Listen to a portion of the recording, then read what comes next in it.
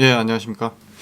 오늘은 제가 이번 시즌 삼성 야구를 1년 동안 지켜보면서 늘 고민했었던 생각. 왜 삼성은 KT를 넘어서지 못하는가? 사실 KT가 지금 1위를 달리고 있기는 하지만 사실 그 전력이라는 게 삼성이 넘어서지 못할 만큼 그렇게 절대적인 우위가 있는 게 아니라고 생각을 하거든요. 그럼에도 불구하고 왜 이 시즌 막바지에 와서 결국 삼성은 KT를 넘어서지 못하고 있는가 분석하는 시간을 한번 가져보도록 하겠습니다. 앞으로 제가 말씀드릴 내용은 방구석 전문가의 의견이기 때문에 아닌 것 같은데? 라는 생각이 드시면 아닌 것 같습니다. 예, 시작하겠습니다.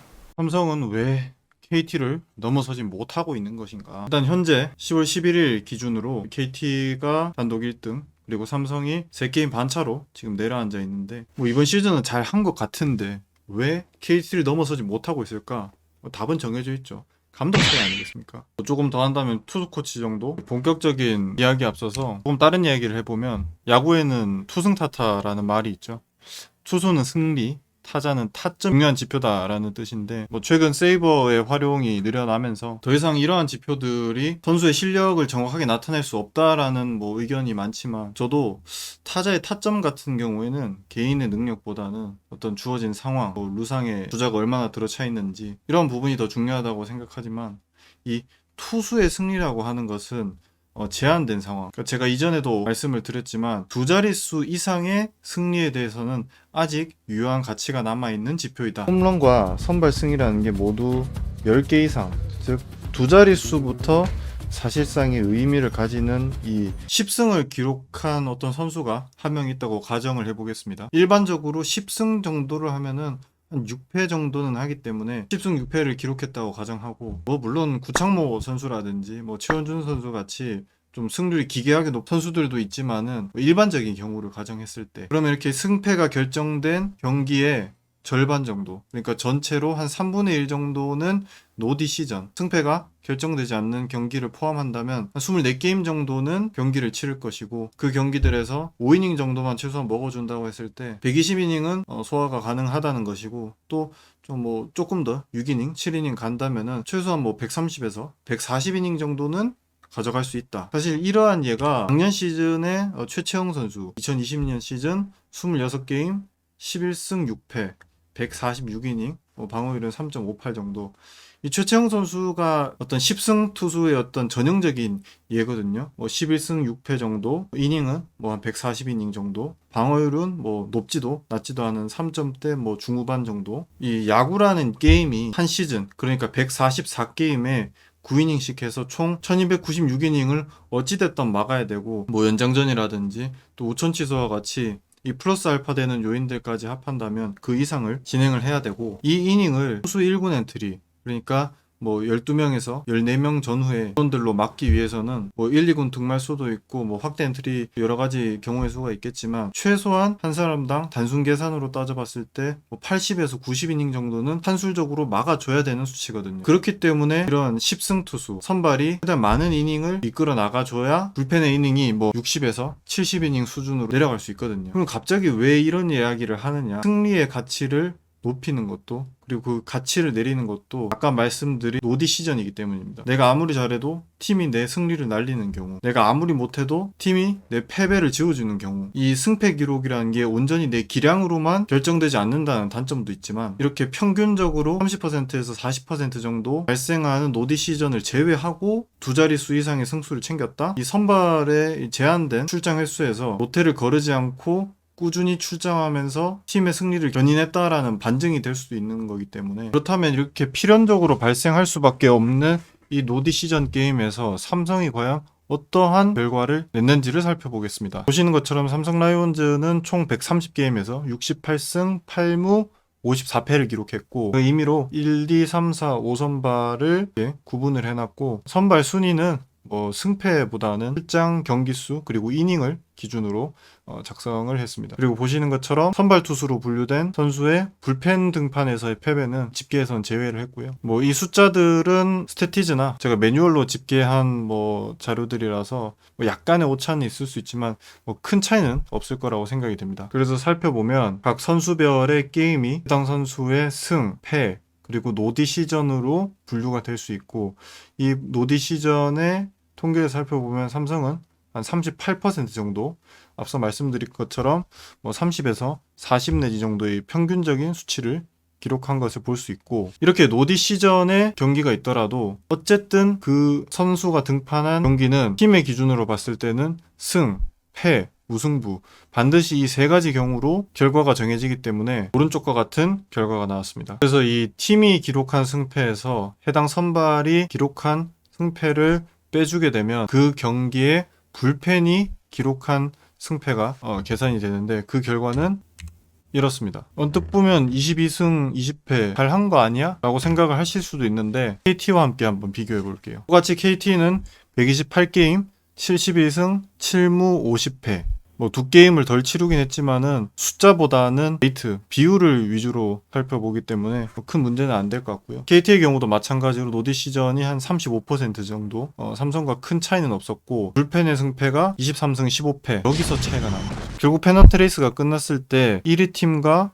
2위 팀의 어떤 승률의 차이라고 하는 것은 대개 2, 3% 내외 정도의 수준인데, 지금 전체 페넌트 레이스의 30%, 40%를 차지하는 불펜 게임에서의 승률 차이가 지금 9% 정도 차이가 나고 있는데, 이러니까 당연히 이길 수가 없지. 근데 왜 불펜의 승패가 감독 차이인 건데? 라는 생각이 드실 거예요. 지금부터 그 이유를 설명을 드릴게요. 한 게임이 진행이 되게 되면 반드시 한 명의 승리 투수와 한 명의 패배 투수가 결정이 되는데, 결정되는 과정을 간단하게 플로우 차트로 작성을 해봤는데, 이 외에도 선발이 쌓아놓은 주자를 불펜이 날려먹었다든지, 경기의 우세가 계속적으로 바뀌었다든지, 몇 가지 예외의 상황이 있을 수 있겠지만, 지금 플로우 차트만으로도 대개 한 90% 이상 정도의 일반적인 상황은 다 설명이 가능하다고 생각을 합니다. 먼저 선발의 승리부터 살펴보면, 선발이 5이닝 이상을 던졌는가? 예스. 그 선발이 내려오는 시점에서 득점이 실점보다 많았는가? 즉 팀이 리드하고 있는 상황에서 내려왔는가? 예스. 그리고 불펜이 그 리드를 유지하면서 경기를 마쳤는가? 그것도 예스라면 이때 선발의 승리가 결정이 되는 것이고, 선발의 패배 같은 경우에는 선발이 5이닝을 던졌느냐 던지지 않았냐보다 선발이 내려오는 시점에서 팀이 리드하고 있지 못한 상황, 지고 있는 상황에서 선발 투수가 내려왔고, 이 상황을 타선이 역전시키지 못한다면 그대로 선발이 패배가 되는 거죠. 이건 양쪽 마찬가지인 거고, 이 두 가지 경우를 제외하면 나머지 모든 경우의 수들은 전부 불펜의 승리거나 불펜의 패배로 결정이 되는데, 불펜의 패배를 살펴보면 몇 가지 공통점이 있습니다. 첫 번째는 반드시 팀이 리드하고 있는 상황이라는 겁니다. 선발이 우세한 상황에 내려왔다든지, 혹은 지고 있는 상황이라도 타선이 그것을 역전시켰다는 가정하에만 이 불펜의 패배가 성립이 되고요. 두 번째 같은 경우에는 아까 말씀드린 상황을 불펜이 방화를 질러서, 불을 질러서 그 게임을 날려먹었을 때만 불펜이 패배가 된다는 거죠. 그래서 정리해보면, 선발의 승리는 선발과 타자가 전부 다 잘했어. 선발은 5이닝 이상 잘 던졌고, 타자는 상대 선발을 잘 공략해서 우세한 상황에서 선발이 내려왔고, 불펜이 그 리드차를 유지하면서 막으면 선발승이 되고, 선발 패 같은 경우에는 선발도 못하고 타자도 상대 선발을 공략하지 못했어. 불펜은